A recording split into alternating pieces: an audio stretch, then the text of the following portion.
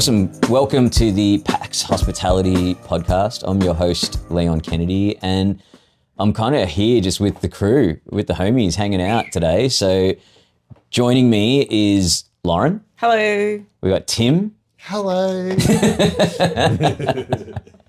And Michael Bascetta. Hello. So today we're basically just going to keep it pretty practical, about as practical as we can without going on too many tangents, but really just thought it would be awesome to cover a model, right? It's a model, it's a framework. It depends on how you want to look at it.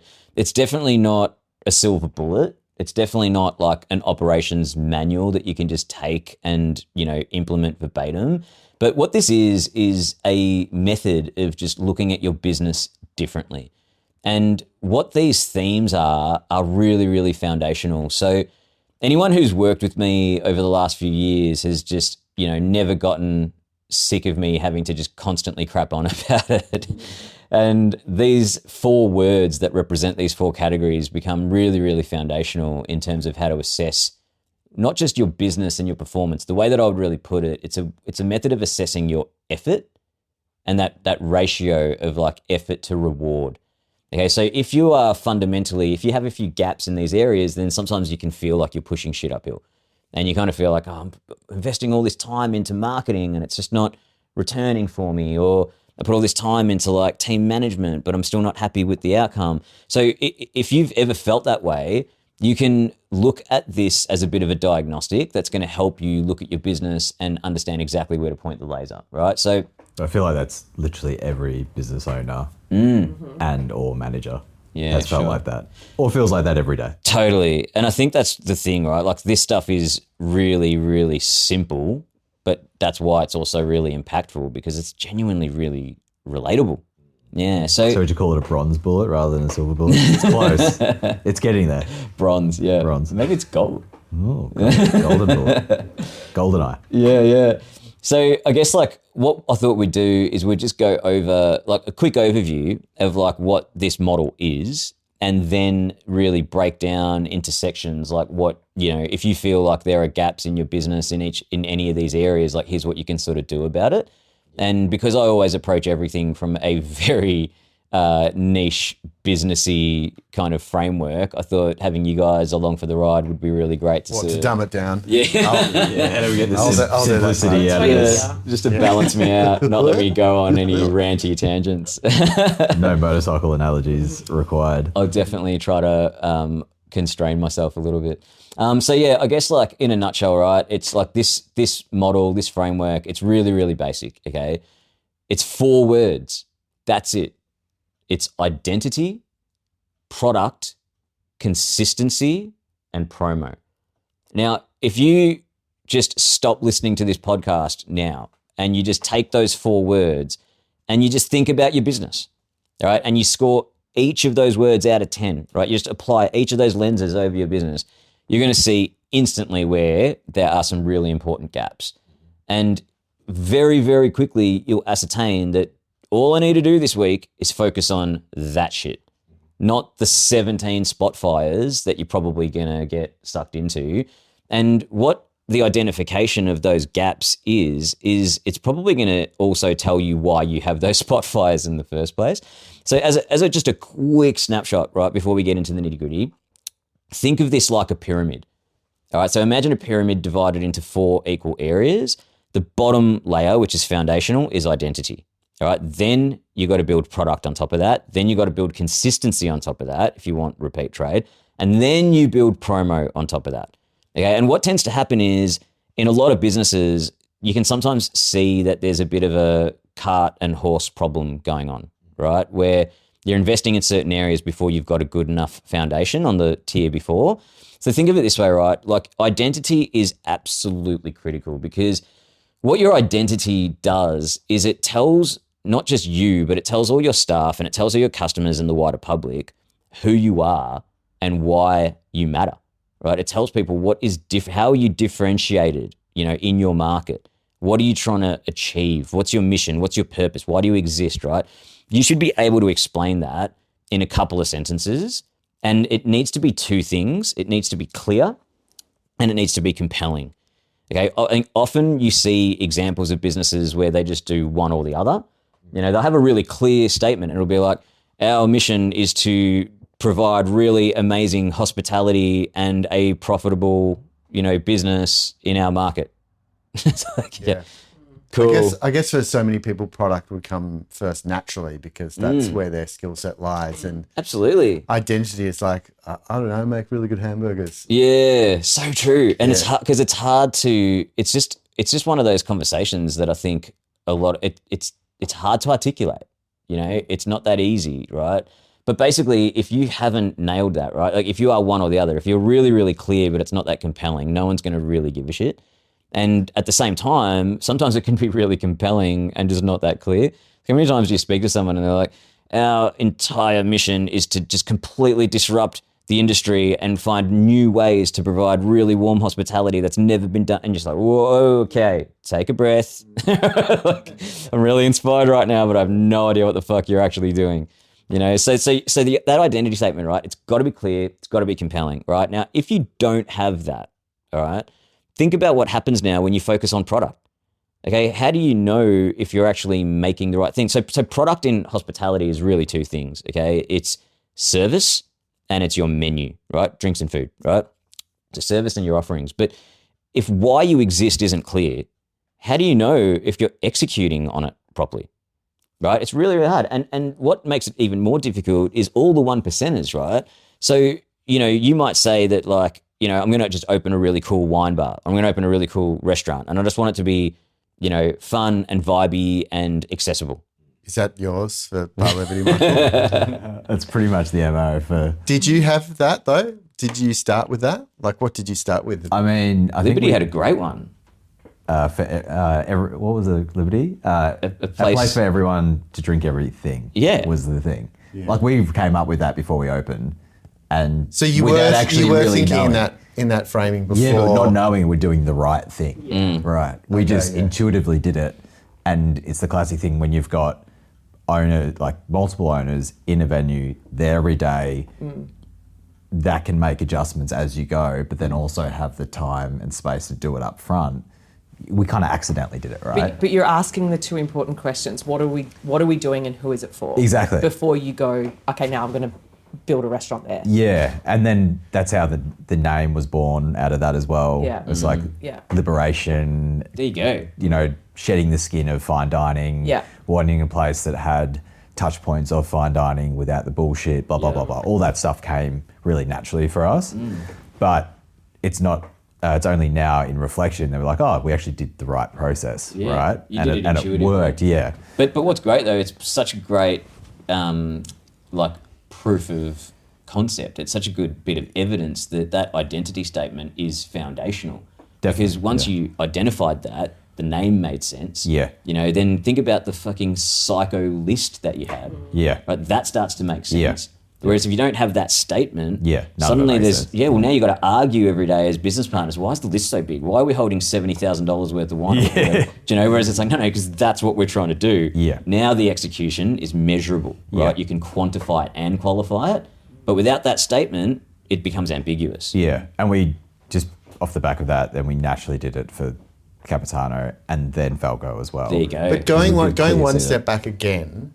Yeah. Obviously, you selected a team of people that you wanted to do this with, yeah. and then you had that conversation. So how did that bit was that just like at the end of a shift, hey, we should open our own venue kind of? Yeah. I mean, for Liberty, it started with me and Manu and Casey, and then when we realised we wanted to have a wine focus and Banjo suddenly became available right at the same time, so it worked really well. And then the rest was kind of by accident. Yeah. Like none of it was purposeful. And I think the biggest thing is like we had that underlying mission of that brand, but we didn't have an overarching mission for the company. That was our biggest fault. So it's like, yeah, we accidentally did it for the venues, but as Madewell Group, we didn't do it as a group to be like, why the fuck do we exist? Like we had no idea. The only thing we were probably clinching to was the name Madewell. It's like, we just make shit well, essentially, and build it for the people, right? Yeah, but I mean, I think, you know, if anyone hasn't listened to it, they should go back and listen to the podcast we did on Principal Hospitality because you just cover all of this there so well. Yeah. And I can't believe I'm going to be the one who's going to pull us back from a tangent here. Yeah. Whoa. But yeah, to come back to the model, right, Yeah. and how important that is, it's that identity statement provides the foundation for everything else to happen, right? And if it's not there, you're going to lose so much time and mental headspace dealing with the grey. You know, like I said, that example of just like, cool, it's a place for everyone to drink everything. Now the wine list makes sense.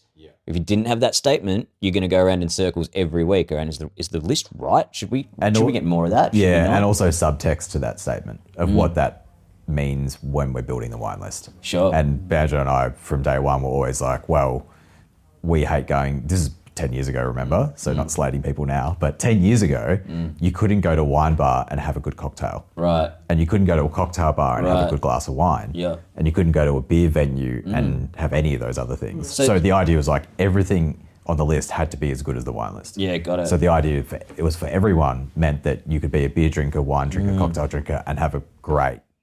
So see how that starting statement made everything else make sense. Totally. Even though it wasn't conventional, even though it was pretty ambitious, it warranted exploration because you had that starting statement. So if you go more general on this, right, for a lot of business owners that haven't provided that statement, what happens now, right? Like you have to spend all day in your venue scrutinizing all the 1%ers, and it's like, oh, that's not right, that's not right, that's not how I want this to be. But you haven't actually given everyone clarity as to what they're meant to be executing on. Right? So every one of these 1%ers results in suboptimal execution. Okay, so think of it this way, right? So if your identity statement isn't clear, it's very hard to be 10 out of 10 with product execution, right? In service and in, offering. Then you're naturally not going to be able to produce consistency, right? Because consistency now is debatable. Right? There isn't a unified reference point. But where a lot of, I think, business owners talk about consistency is just in quality. Yeah. That's stupid. That should not even be a conversation, right? Like that's a performance management thing. Right? Like everyone should be performing and producing and executing at a certain level of quality. But it's just debatable as to, well, is it the right type of quality? Sure. And are we actually doing that consistently, right? Like that's the number one thing that's gonna achieve repeat trade. And this is so well covered in all the consumer behavior documents that you could ever read, right? Like why are, shitty franchises so oversubscribed to? Because you just know what you're getting. Yeah. Right? You'll never have to worry about that feeling of like I paid for something and didn't get it, right? Yeah. Even if the standard is shit, at least there's no surprises. Yeah. Right? So that consistency piece is really, really important. Then the last thing, right, the jewel of the crown, right, the top of the pyramid is marketing and promotion. Okay? And if those bottom three foundations are really, really clear, every dollar you spend on marketing is going to equal $1.50. Right? If you haven't got those things really, really clear, what are you actually promoting? Right? You're promoting a confusing concept or an inconsistent experience. What could you possibly hope to achieve from trying to promote that? Right? Like it's not going to result in repeat trade, right? So as an overview, does that all stack up for you guys? Yeah, I think of like businesses who haven't nailed the identity piece, going straight to a branding agency, Yes. and sinking so much cash. Because if you haven't been able to articulate it yourself internally or with your business partners, you will literally throw money against the wall with a branding agency. Love it. Yeah. Because you haven't briefed them. But that's what we see so often when we're working with like so many venues as we have in the last 10 years. When you start talking about this stuff, they provide you with what they say is their mission deck. Yeah. And often it's done by a branding agency Yeah. and it includes their brand. And it's Yeah. like, hang on a minute. The Yeah. wrong people have touched this. Yeah, 100%. And Or no, driving dissing it, branding yeah. agencies that can be great. But it's it's a the wrong different thing at the purpose. wrong time. Yeah. And you could have a second pyramid alongside there in dev of all this stuff of where things should start and stop. But Yeah. those agencies coming in doing that work on your behalf, I've just never seen it land. Yeah. Yeah, look, and I'm sure there are some great examples here, but in my anecdotal experience, it's like you nailed it before. You're trying to achieve two different outcomes. Yeah. Like for me, if I'm going to work with a business owner and try to understand identity, it's got to be something that is really applicable and something that's going to really resonate with all the internal stakeholders. Yeah. It's got to help every single person in the organization go, that's why I work here. Yeah. You know, it's the classic JFK at NASA thing. You heard that story? No. Like JFK goes to NASA, does the tour, while he's checking it out, bumps into a janitor and asks the janitor, what is it that you do here? And the janitor just instantly goes, I'm helping put a man on the moon. Yeah. Like doesn't even flinch, right? Okay, so it is like that's the identity piece. Now, you know, that is something that has to make operational sense. Sure. You know, it's easy, and that's a different set of stakeholders to what maybe a branding agency might do, where they're trying to create a comms package that's going to external stakeholders. Yeah. It's like it's a different kind of language, and they serve different purposes. Same sort of mechanics. Yeah. Use really similar processes to get there. But I think, and there's lots of overlap, absolutely. But I think you're right. Like in my experience, it's the same thing. It's like where the best identity statements come is from sitting down with a founder or a founder group and just reflecting, right? Having these conversations and discovering what the identity is, not creating what the identity is. Yeah. You know, they're really different processes. Yeah, the classic get in a room is like, why do we do this? Yeah. And come up with all these Yeah, and descriptors. shake off all the dumb cliches. Yeah, that get rid exist in of it. hospitality and get to the heart of it. Yeah. So this is a good segue, right? So let's recap, right? Identity, product, consistency, promo. Let's go into each stack now and talk about what is it, and if you can identify a gap there, what should you do about it? Okay, so first things first, right? I should have actually mentioned this at the start. We'll make sure in the show notes there's like a bit of a visual for all of this stuff. So if this is resonating for you, if you're driving along or going for a run and you're listening to this and it's resonating, I highly recommend coming back to it with the pack that we'll put together and going through it, you know, a little bit more diagnostically. But And then, otherwise, then off the back of that, we'll have individual episodes for each tier as well. get really stuck to into the dial in nitty-gritty. further. Yeah. Yep. So yeah, for now, I think it's coming back to, so like I said, identity, product, consistency, promo, and that's how they all interact with each other. That's why they're sequenced in that order. But what do you do now, right? So my advice with all of this is to just internally, right? Like even if you don't want to, you know, get assistance with this, you just want to sort of start a narrative with your team, just score it. Right? Just sit down and have a discussion with your team and go, hey, let's look at our identity. What's our score out of 10? And do that for all of them, right? And then look at where the gaps are, because, you know, as a bit of a yardstick, I'd say you're not really ready. You can't expect everything to be 10 out of 10. That would be ideal. But unless you've got everything at an 8.5 minimum, you shouldn't really move on to the next stage. Sure. So I think when it comes to identity, how do you score that, right? How do you know if the identity is clear and it's compelling, right? So the way that I would do it is a simple technique, right? You can obviously just have a conversation and see where it lands and see what everyone thinks, and you get a pretty good sense of how unified you are just by the different scores. Yeah. But a really good checkpoint, which I encourage, you know, managers and business owners to do all the time, send an email, right, to a core group of employees. So depending on how big your organization is, right, like maybe 10, you know, 6, 20, whatever, just send this email to a bunch of people that work in your company and ask them to summarize the identity of the business in no more than 3 sentences. That's it, right? And just they reply back to you directly, okay? And then take all of those statements and just put them all on one piece of paper and see how the same they are. It reminds me, this is so off topic and we can cut this out, but it reminds me of like being 20, you had some big night and 20 years later you're trying to remember how the night went. So you have one of your friends reach out and say, can everyone separately send me their recollection of the night? We'll cobble it together and see what the actual truth is. My memory is That's usually gold. impeccable in that space, so I've got that covered. That is gold. Yeah, it's exactly the same concept, you know, And you'll generally get just as different Just responses. as some whack responses. Yeah, exactly. Yeah. well, it's funny though. So Unless the score's really high.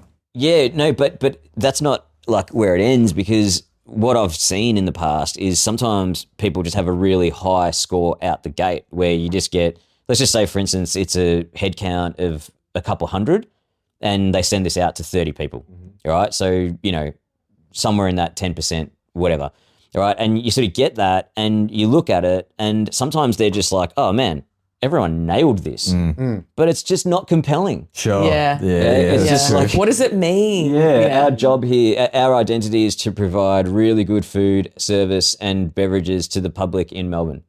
Okay, so you could have a team that are all on board Yeah. with a really menial. Exactly, they're empty- unified, Yeah. but it's just not that compelling. Yeah. So that would not enable. Like, I wouldn't look at that and go, okay, great, that should then be move on to the next stage. So then how do you score, say everyone had that sort of alignment, but it isn't that compelling. How do you actually score compelling? Like Okay. it's very hard. It's very ambiguous to say that's compelling, that's not. So the best way to do it is just if it's purely transactional, Yeah. it's not compelling. Sure. Okay, so you can just look at something really clearly and go, okay, well, there's nothing philosophical in what I just said. Okay, it is purely just that's what I do, and I go, well, that's what every restaurant does. So another way to think about it is if there's nothing philosophical in it, it's a problem. Also, if there's nothing that really differentiates you, that's a problem, right? Because you're just joining a crowded marketplace with no real different selling proposition. And probably it's an extra measure is it's the measure of you as an owner having not communicated that. So your staff probably aren't necessarily the ones to know the answer. Yeah. Totally. Well, and chances are that all three other sections in that pyramid will score quite low. Yeah. You could nail a 10 out of 10 at this ambiguous, boring identity. Yeah. But Everything else is low. Everything else is like So true. a bit meh. That's a really good reference point, I reckon. And then I think the only thing I would say within that is like, as a founder, this is on you, right? Like no one else really has, because it's your dream, right? You're the psycho that came up with this idea against all the best advice from your friends and family and accountant and probably your lawyer, and you did it anyway.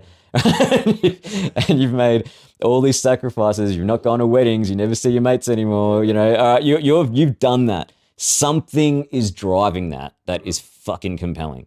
But you're just so in it, you can't articulate it. Okay, so it's about getting to it.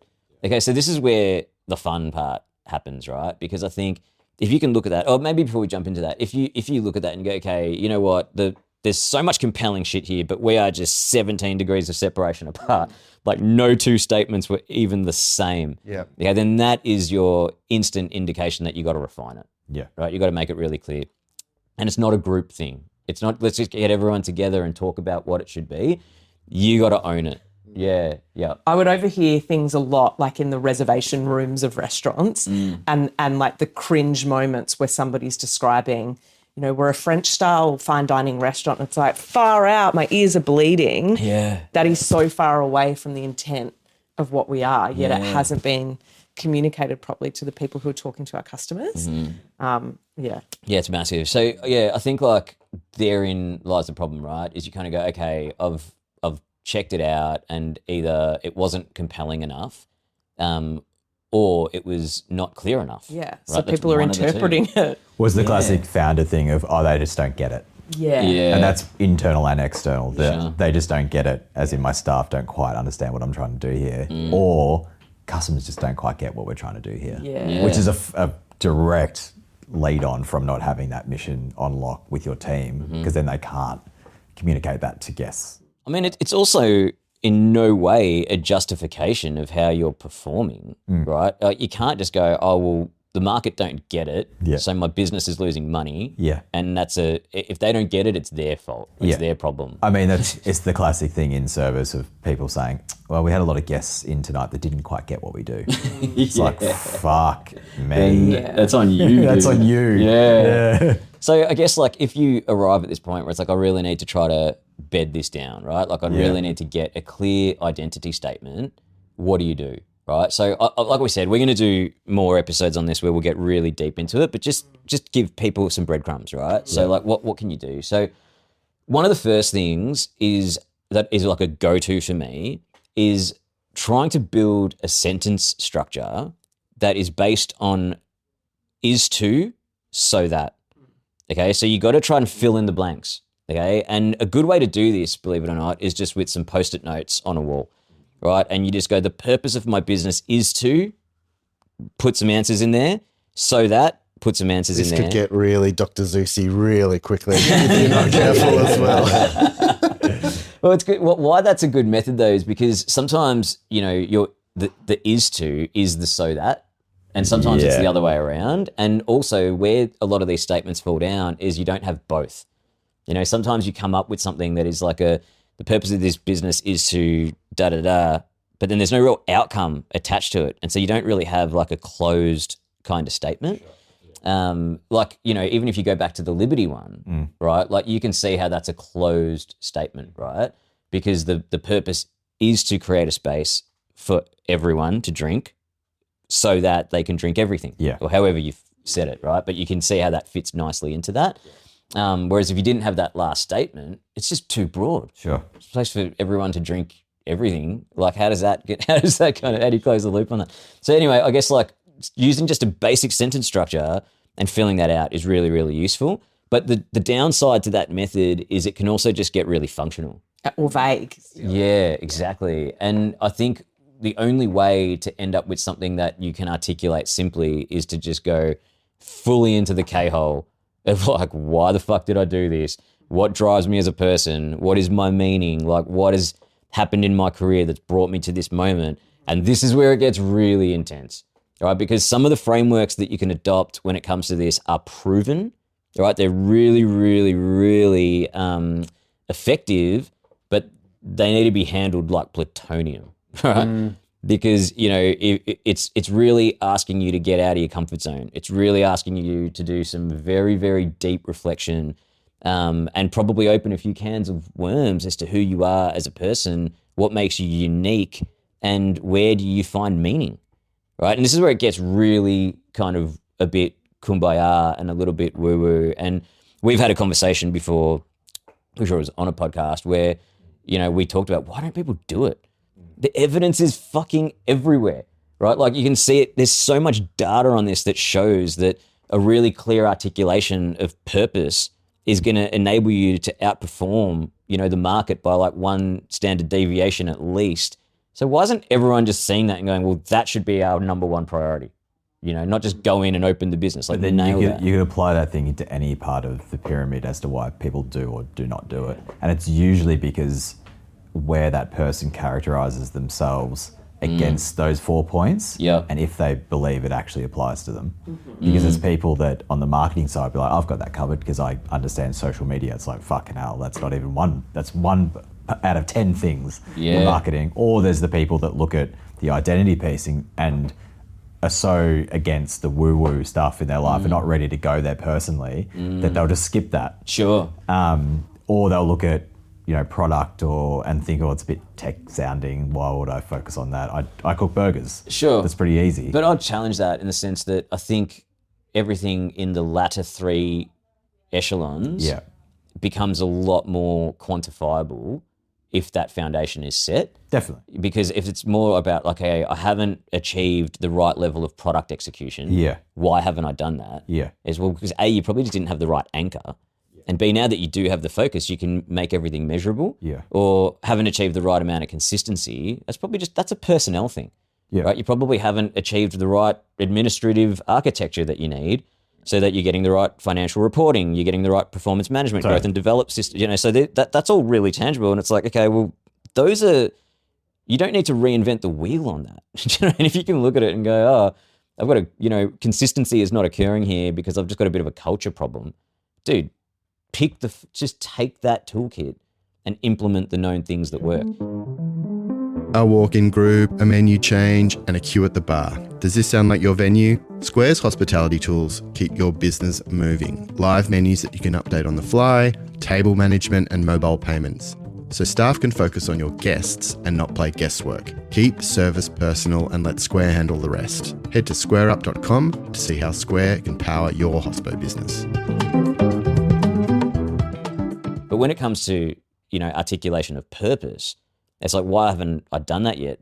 There's really like no sense of like, okay, great, I'll just go and, pull out that toolkit and do it. Or I can just 1 + 1 = 2 here. It's like you're going into this abyss of just like a lot of like really uncertain, hard information to really qualify or quantify. Yeah, I get that. But I think a big problem we have in the industry and as to why so many people don't do it as well is because they see even this conversation we're having, a slight corporatization of what hospo is or should be. Formulaic. And people get so stuck in the artistic void of I'm opening a restaurant, it's my life and it's my meaning. It's like, that's beautiful. There's nothing wrong with articulating that and then executing on it of what you've written on paper. And people don't realize that actually by doing this process, it actually sets you free to then go execute at a really high level instead of being like, oh, that's just not us. Like that's for restaurant groups to do because we're not writing things on paper. Like we're creating moments in our venue, blah, blah, blah, blah, blah. It's like, I love the craft of hospitality is why I do it and why I got to where I am. But the realization of doing all this work to then execute on that has been the best possible thing for me. Without a doubt. I mean, but also we'd go back to that person who has that feeling, right? Of like, we don't do that. We don't write it down. We just live it. It's like, hey, cool. If you're crushing it, right, and you don't have any issues with your cash flow or your P&L or the amount of media attention you're getting. Hey, if you're nailing all that, you don't even need to be listening to this podcast. Yeah. Okay, but if please listen. Yeah. But if for whatever reason, like you're not hitting the mark on all of those things, then just bring it back to that initial, that is the hole in the bucket. Well, and when you're like recruiting and there's new line staff that come in, they are hungry for this shit. Yeah, like totally. it gives them such confidence and makes you a place that people want to work in because it's so clear. Yeah. It's clear to you, it's clear to the press, it's clear in your onboarding. Yeah, but I think it's the biggest thing. Like you hear so many operators now talk about the new generation coming in and they don't want to work and they, won't work that extra minute and blah, blah, blah, all this stuff. But it's the same operators that lack the meeting. Yeah, they don't want to work in a dumb way that you work. Exactly. They people coming through now, like the 18 to 25-year-olds coming through now, they want meaning at work purpose. And purpose and understanding why they're getting up every fucking morning. Yeah. They don't want just clock in, clock out. Totally. Like, and isn't that what we all want as operators, those sort of people? Yeah. Well, it's funny, that segment has never been more self-aware of their values and their meaning and what makes them unique than ever before. Yeah. And if you are operating a business that isn't speaking to that, then all you are going to get is a generic response as well. Yeah, and a punch in, punch out attitude. Totally. Yeah, that's why they're not doing the extra 20 minutes or coming in early for their shifts to get on. Yeah, what for? Yeah. We're at the risk of delving too deep into the first foundational level of the pyramid. Should we move on? Should we move? Yeah, because otherwise we'll run out of stuff to talk about. I do want to say though, because I think the overwhelm associated to trying to nail that message of if that, so used to say that. What, so whatever. Exhibit A. Is like, because I've done this before where you just like the Post-it note thing, you chuck a billion adjectives down on Post-it notes and think about your venue and go, well, are we warm or are we doing shared plates? Are we doing, would we say degustation? Like all of the words associated to restaurants and hospitality and cafes, chuck them on a Post-it note and then start putting them up on the board.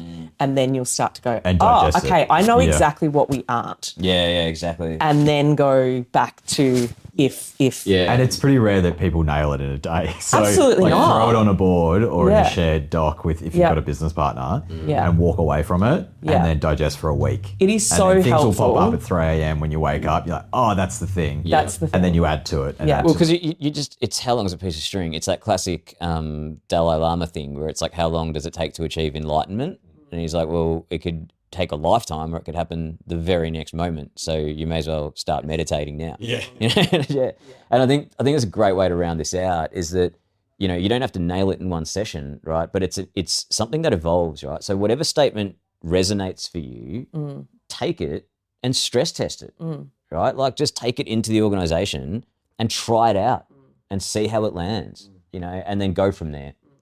And save all the Post-it notes that you didn't use because maybe that's the restaurant you should be running instead of the ones that are on the preferred or the next wall. venue so that, Well, that's a perfect segue, bro, because now you're going into product execution. Yeah.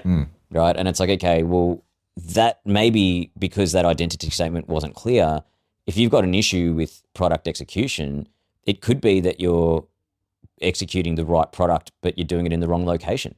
right? There's how much do you see of that happening? Well, that's the classic. Oh, did you hear such and such venue closed? I love that place. All that sort of thing. Like, why did it close? Every time I went there, the one time, it was great. It's like, why didn't you go back? Oh, location or something else. It's too hard to get to. Yeah, exactly. Yeah. Exactly that. It might be the amazing product, but just in the most bullshit spot that you just can't get to. Yeah. So, and I know the whole concept of product needs a few episodes, but if we just make it really practical and tangible for the purpose of this one, like if you let's move progressively through this model. Sure. Okay, so let's just say that you have articulated your identity.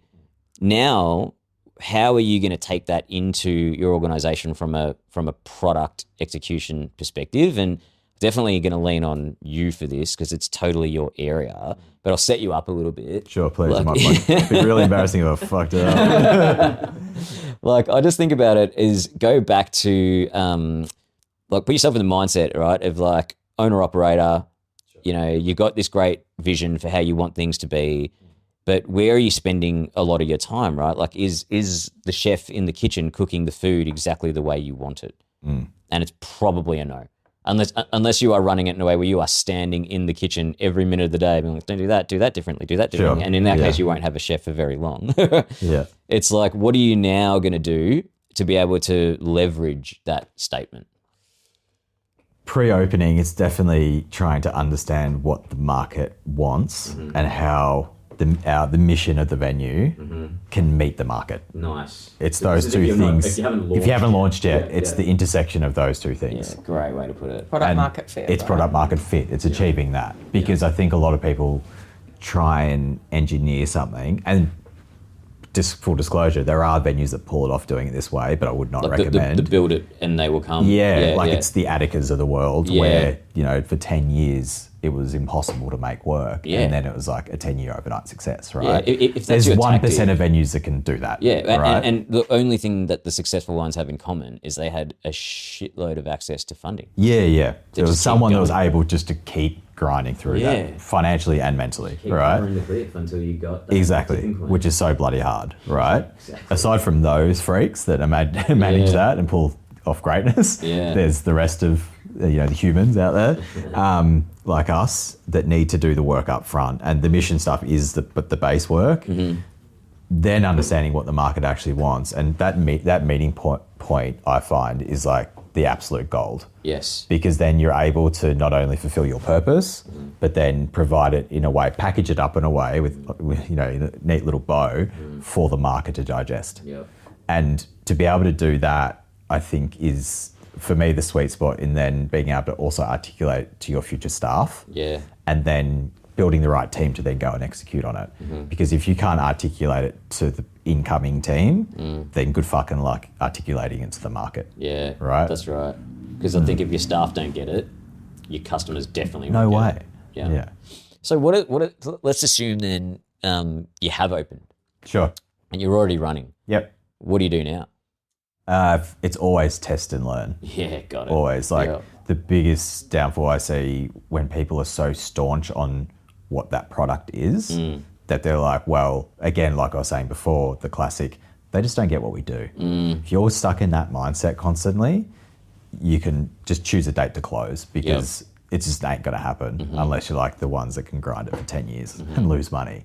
So you need to understand, well, how can we start testing in a way that's still true to our ethos and everything, but also is going to meet the market, and then just trial it. Yeah, nice. And not being staunch that dish is the dish that's going to make this venue popular. Yep. And if it doesn't happen within the first few weeks and people are raving about it, it's probably not the dish. Yeah, or totally. the format or whatever. So start adjusting. Yeah.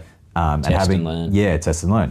And keep churning through that test and learn phase, and give it enough time though to see the sort of the rubber hit the road on it. Yep. So then you can get some real data. And not just like a feeling from the staff and yourself, but see it in that's the numbers. great. You need to get that as well, that direct feedback. But then also, what are the numbers saying? What's your reservation feedback looking like? What's your Google feedback looking like? Yep. And then collate all that information and understanding you have for your through your own understanding of being on the floor or whatever that looks like, and then make decisions. Yeah. Then start to make it a bit stauncher in terms of what your menu format should be and all that sort of stuff. Can we quickly just cover, where does product start and finish? Or what sort of... Because I feel like you've said to me before that people don't quite get what product actually is besides a dish on a menu. Totally. Where does it kind of sit? Product is, in a venue, everything from what lands in a glass, on a plate, from landing on the website and the brand experience, right through to when that guest books, walks out, and the follow-up. Yeah. Like product is that product experience all the way through. Yeah. It's even how it's personified in social media. And obviously marketing falls heavily into this. That's why product is the intersection of strategy, operations, and marketing, because it's a Venn diagram across all those categories. Yeah. So it touches each part of that and always continues, and product dev always continues. And it does go to a point where then marketing takes over to then amplify that really effectively. I think that's gold, and I know we'll cover this in its own episode, but like the thing that I always come back to with product, either as, you know, a product manager or someone who's trying to explain it, is it's all about problem and solution. You know, it's like, what is the problem that you're solving? Okay, or rather, what is the solution that you're bringing to the market, and has it adequately solved a problem? And is there demand for that problem? Yeah, and that would be quite hard for people to get their head around, I reckon. Yeah. Because that's so, like you were saying before, that's so distant from, I just want to make great sandwiches. Yeah. And this is the stuff that will either, you know, potentially ruin you. Yeah, or make or break. You. Absolutely. Exactly. Yeah. You've got to get your head around it. But really people do it intuitively. Like, again, going back to Madewell days for us, a very simple thing around product and product market fit was, we have a site on Smith Street. What should that site be? Well, there's shitloads of all these other things, so let's not do that. You know what's not near Smith Street? Where's the closest sourdough bakery that's quality? And then you start mapping that and you go, oh shit, this is like a shopping hub for daytime and there is no bread. That's crazy. We're opening a bakery. And then you just go for it, right? That's a pretty simple Well, that's way to look at effectively it. an analysis of product market fit. Exactly. It's like, there's a problem, here's the solution. Yeah, exactly. So again, you can see why this needs its own episode. Yeah. Yep. Coming back to like how to implement around the product side of things within the identity product consistency promo framework, like I'm going to go really basic on you and say like where my mind has always gone with these things is once that identity statement starts to come to life, it doesn't even need to be perfect yet. It just has to be clear and it has to be compelling, right? So it resonates. What I think is the most practical application of this is to go straight into the HR culture space. Sure. Okay, it's like capture all of that in a deck, right? That's your mission deck, right? And the mission deck needs to cover that purpose, your values, your brand promises, a little bit of a vision statement around like where you want to go. And it should effectively give you a really, really clear sense of ethos. Okay, so once that's clear and it's in a deck, just go full on rudimentary culture stuff at this point and onboard everyone. Okay, like you've got to go through a process of induction now and you got to take it on the road. If you have, you know, multiple venues, get to every one of them, get everyone together. And it should come straight from the founder or the leader's mouth that this is who we are. This is what we stand for. This is what we're not. This is how we want to be. This is how we want to show up. These are the behaviors that achieve success, right? And it all becomes from this point on about how do I induct and onboard everyone into this? Because if you've been running an organization for some time and you've never had that conversation, I guarantee you, hopefully it's a small percentage, but there will be a percentage of staff that aren't up for it. Yeah. And you just haven't been able to manage their performance effectively because you haven't had this foundation. And there'll be a bunch of people that see it all and go, hey, cool story, like I get it, but it's not really my jam. Yeah. You know, and it's like, okay, awesome. Well, Great. Yeah, but you being here isn't helping either of us. Yeah. Right? So, yeah, it's crazy the amount of people self-manage out in those situations. Once you make that clear. Which is like, might suck at the start, but you're like, actually, this is a great move for everyone. Totally. Well, you're not doing anyone a favor by keeping them employed in an environment that isn't suited to them. No. You know, so to me, it's all about onboarding at this stage and it's going, okay, great. We need to put all that together. We need to take it on the road. We need to get everyone across it. You need to make it embedded in all of your recruitment, onboarding, performance management systems from that point on, like to your point, that should be in the first few questions you ask in a job interview. Hey, let me tell you about who we are. Like hopefully you can just look at our socials and you get it because we've done the whole pyramid, right? Hopefully you can just see it on the website because we're nailing that. But if we're not, hey, let me just tell you, this is who we are. Now tell me how you think you can fit in with it, right? Like this is going to save you so much time and effort when it comes to recruitment. So I go really, really basic in terms of that architecture. It's like go through that and go, all right, this is who we are. This is what we're doing. Indoctrinate everyone into it. So it's really, really clear. And now you're setting everyone up for success. Okay, now you're giving every person who touches a product, right? Because it's everyone, not just the managers, right? It's every person who speaks to a guest has an element of ability to enhance or detract from what you're trying to achieve. Okay, so this just sets them up for success by making it really clear what you want them to do. Okay, so that to me is the product component. Then what you're talking about starts there and moves into consistency. Yeah. Because then it's going, great. Are we executing on this now? Yeah. And are we doing it in a way that's determining repeat trade, right? So this is the numbers bit. Yeah. Okay, it's like, cool, I've given you the license to say, hey, you know what? Now that we've made our ethos and our mission really clear, do you think our drinks list aligns with that? And if the person who manages that says, no, in fact, here's some of it's like, great, go for it. I don't even need to know exactly what all the 7 things are. Just make it happen. I trust you. Now, because once they've done it, then the consistency bit is going to determine whether it worked. All right. It's like, yeah, cool. We put a new dimension into our drinks list that we're all vibing on hard. Okay. But was there an uptick in the numbers? Okay. Because all consistency achieves is repeat trade, right? Like that's the number one thing. So if you're not achieving that consistency, you're not achieving that repeat trade. It's not because you picked the wrong mission necessarily. It's just because you haven't actually done the test and learn bit. Yeah. And then that works into all your weekly management rhythms, right? And those cadences. Am I actually sitting down with my venue manager and my head chef and having these conversations? Okay, hey, how's that dish working? Let's look at our sales by category report. Let's look at our product mixes and understand how are these things actually working within the ecosystem that we're trying to build. Yeah.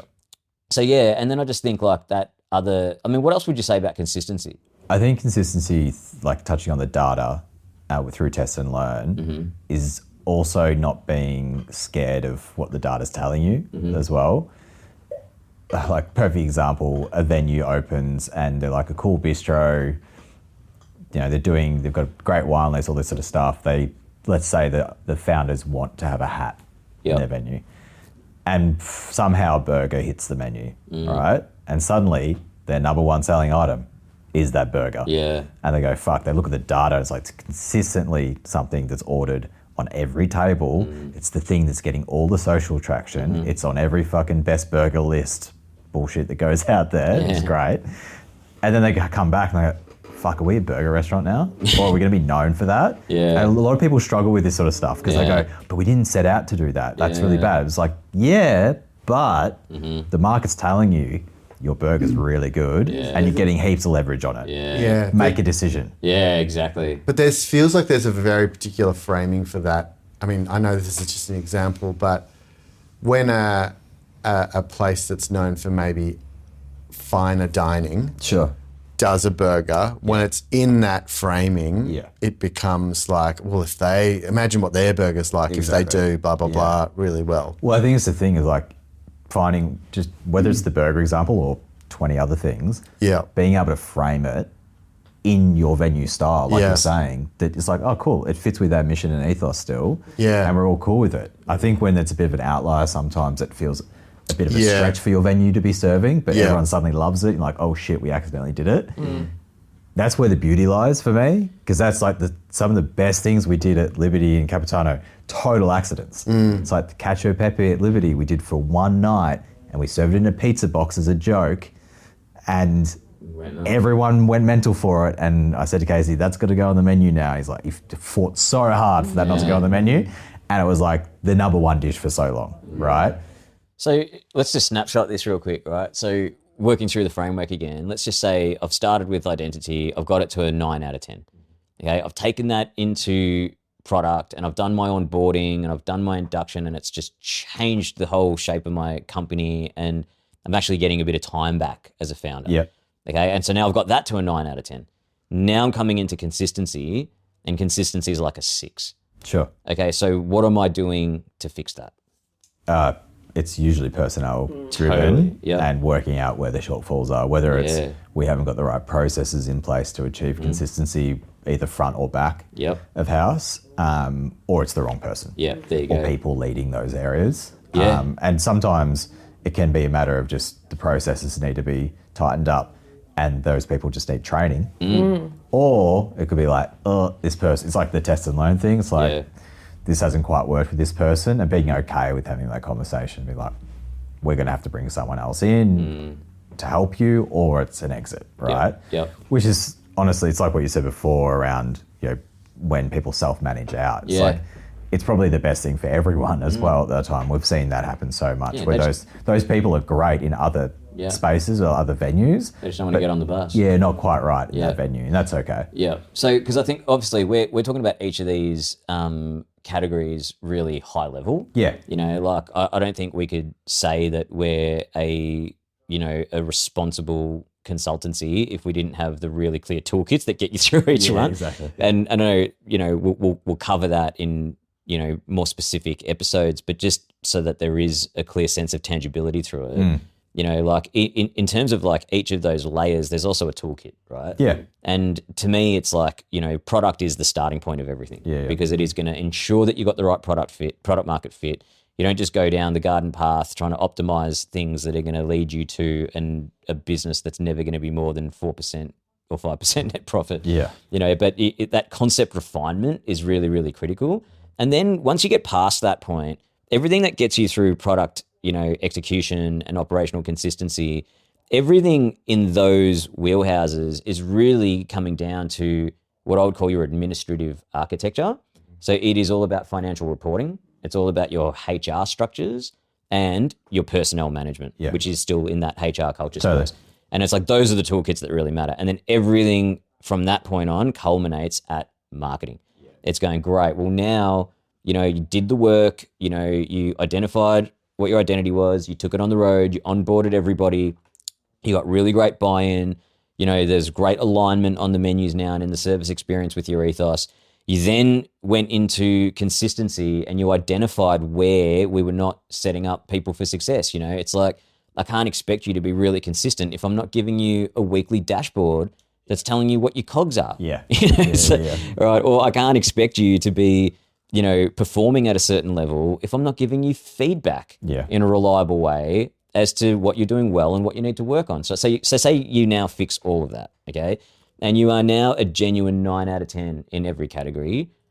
Now we're ready for promo. It's fuel on the fire now. Yeah, it's fuel on the fire now. Rather than, I think people try and start a fire with wet wood. Yeah. It's like, I actually did that on Saturday. Yeah. Don't recommend. Yeah, no, legit. It is, that's the way it goes, right? And it's like now you're ready to do that stuff. So it's, in my mind, you whether you see it as identity, product, consistency, promo, or you see it as concept refinement, HR, finance, architecture, promo, right? Like whatever way works for you, your end game is to get to the point where you can actually invest in marketing in a way where the effort to reward ratio is really, really compelling. So then you get to promo, right? Do you want to talk a bit about this? Like what's your starting point here? Well, I think we've covered this before when if you're using promo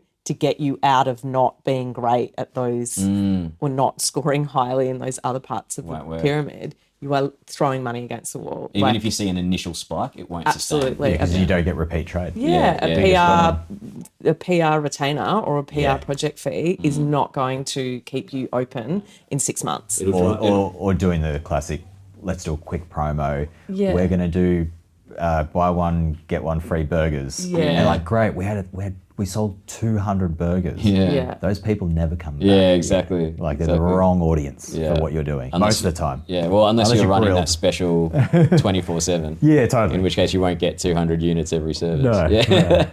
Yeah, totally. Okay, so what are some of the pitfalls? Because I think, you know, I'm really clear and aware in my own experiences of where a clear sense of identity really supports things like socials, right? Yeah, yeah. Because I think, you know, the bane of your existence is always like, you know, people like me, you know, that want to open a business and get something going, and then I just think it's all about socials, right? Yeah. You know, it's like, well, we'll just make socials amazing and everything else will get solved. And you're kind of like, no, dude. But even if that is the tactic, there's, you know, people that are paying thousands of dollars on a monthly retainer, and they're not even telling the agency what their mission is. Yeah. And so what happens is you just end up with generic transactional content. Yeah, that you've spent a load of cash on. You haven't directed, like, why are we doing this? What are we wanting to happen from a promo perspective? And I think, like, promotion should just be an extension of your concept, of your product offering, and articulating it through the very, very basic channels that you can control: your website, your Google listing, your media kits, your social tagline, right? So if you don't have all that stuff sorted out or in order, you're kind of putting out to the world confusion. Totally. And that doesn't convert. Yeah. And it creates such a counterproductive result because, you know, it's that classic thing, like, does it do what it says on the box? Yeah. But it comes back to the tier below. It's like, are you consistent? Yeah. And not just consistent execution. Yeah. Not just consistent execution of your product, but consistent on exactly those things Loren just went through. Website, socials, like, is there a consistent message across everything? Yeah. For people to actually understand what the fuck you guys do. So I think talking about what goes wrong is everyone's either experiencing it right now or they can sense it. But maybe talk about what happens when it goes right. So when I've got a 9 out of 10 in each of those bottom echelons. Oh, yeah. Yeah. Then I go to amplification and promo. Yeah. What should my results look like at that point when I invest effort into those areas? I think we'll trade, right? Revenue, the sound of the till ringing is the fact that is revenue increase. Absolutely. It stays increased. Yeah. And sure, there are loads of other metrics that will tell you that this stuff is working.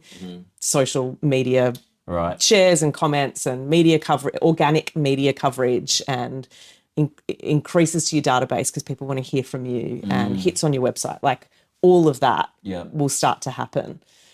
I think a more powerful one is like a word of mouth, like if you are overhearing people explain your venue or like tell their mates, go to this because of that. It's like, you've nailed it. Yeah, totally. If you can't explain to your mate, like, go to this venue because I go to this venue, I love this venue because it's.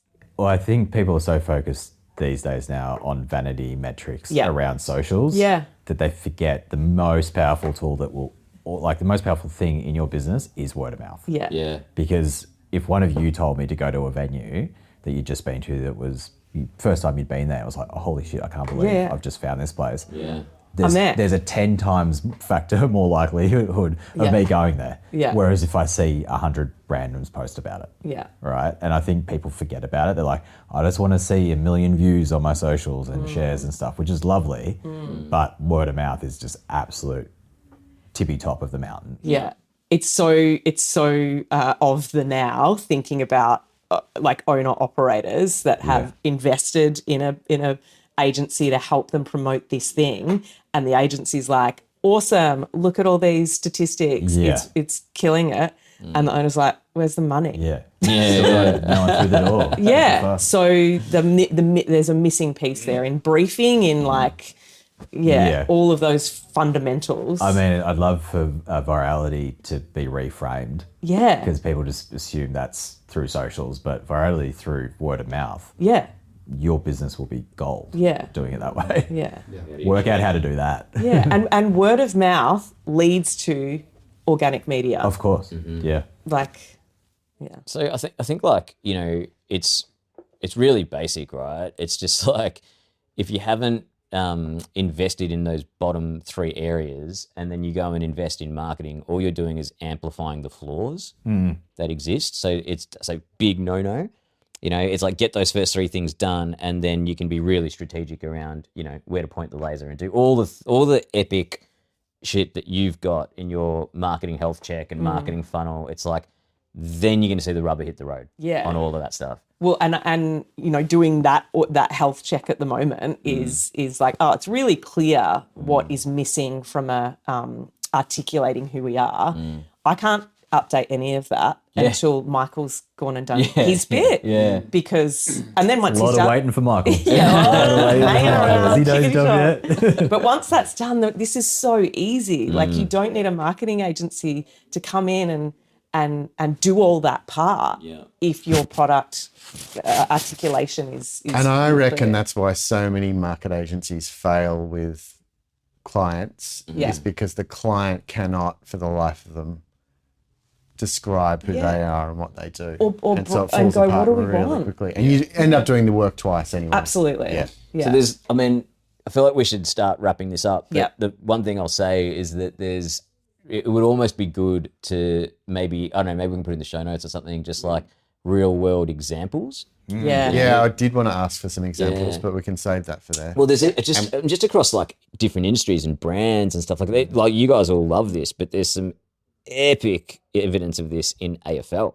Oh, good. I thought it was going to go motorcycles. No, I know you wouldn't love that. The example's there too, but I won't touch on that. No, I think this has been really good, right? Like it's been a little bit windy and it's been really high level, but I think we've covered some really, really significant ground there. So I just think for the listeners, you know, that this has resonated with, it's just bring it back to that. Even at the most simplistic level, if you just think about those 4 words, identity, product, consistency, promo, and think about your business through those lenses, it's going to really, really help you see through a lot of the noise. It's going to really help you look at your week this week and go, I should just focus there and not worry about, you know, the spot fires and whatnot. It's valuable, it's foundational, and I guess we just really hope that it resonates for all the people out there. Anything else you guys want to add? No, it's great. No, beautiful. All right, close it out. See you guys next time. Bye. Thank you. Lovely. Thanks for listening. Show notes, takeaways, and tools are available via our website, pax.melbourne. The PAX Hospitality Podcast is produced by PAX and Crate Creative. Support for this podcast comes from Square and Brunswick Design and Innovation. Our music is produced by Patricia Heath and Matthias Vestergren.